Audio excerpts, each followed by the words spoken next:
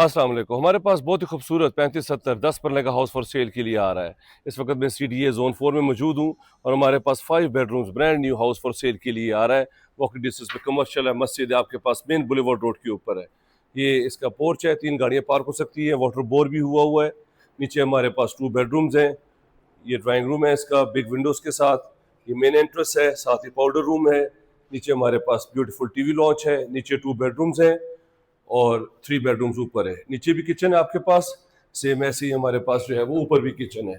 ज़बरदस्त प्रॉपर्टी है, low budget price पे आ रही है। अगर आप इस तरह की प्रॉपर्टी में इंटरेस्टेड हैं, मेरे नंबर पे कॉल कर लें। अगर आपने कंप्लीट वीडियो देखनी है तो मेरा यूट्यूब चैनल सब्सक्राइब कर लें, उसमें इस घर की कंप्लीट इन्फॉर्मेशन है। ये इसका TV लॉन्च है ऊपर, ये इसका ब्यूटीफुल मास्टर बेडरूम है, बिग विंडो के साथ। लाइफ टाइम इसका ओपन व्यू रहेगा, मार्गला मरी हिल्स आप इंजॉय कर सकते हैं। अगर आप इस तरह की प्रॉपर्टी में इंटरेस्टेड हैं, मेरे नंबर पे कॉल कर लें। अगर आपने कंप्लीट वीडियो देखनी है तो मेरा यूट्यूब चैनल सब्सक्राइब कर लें, उसमें इस घर की complete information. Thank you very much.